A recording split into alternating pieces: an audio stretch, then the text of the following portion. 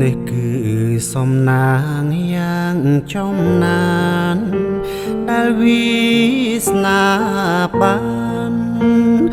នាំឲ្យរូបខ្ញុំចាប់ចិត្ត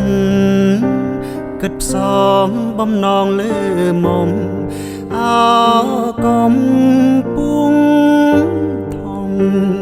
ថ្លើមជីវិត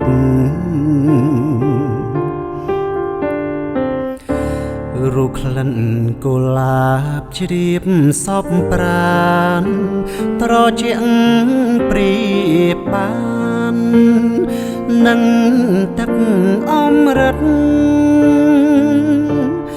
កែវអើយសូមស្ងួននូននាងអាណិតស្រោចស្រង់ជីវិតដោយប្រណីរៀមសូមសច្ចាចំពោះមុខ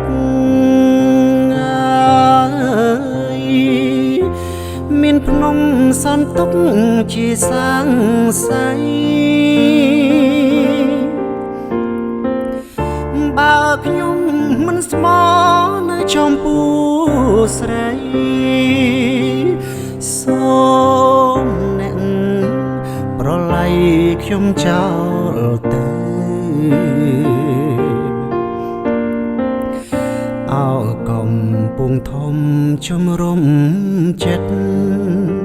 សូមផ្ញើជីវិតរឿងពិតលើបើសូមស្ទឹងប្រិយប្រុសជួយចែកជេររូបបើឲ្យខ្ញុំជាគូ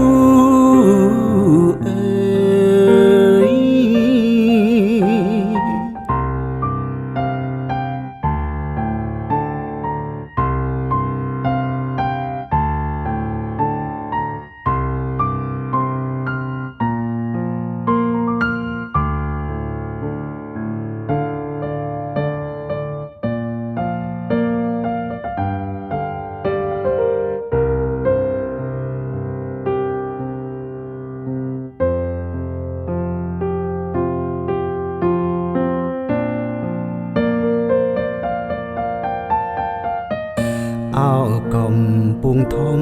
ជំរុំចិត្តសូមផ្ញើជីវិតរឿងពិតលើបើសូមស្ទឹងប្រិយប្រុសជួយចែកជេររូបបើឲ្យខ្ញុំជាគូ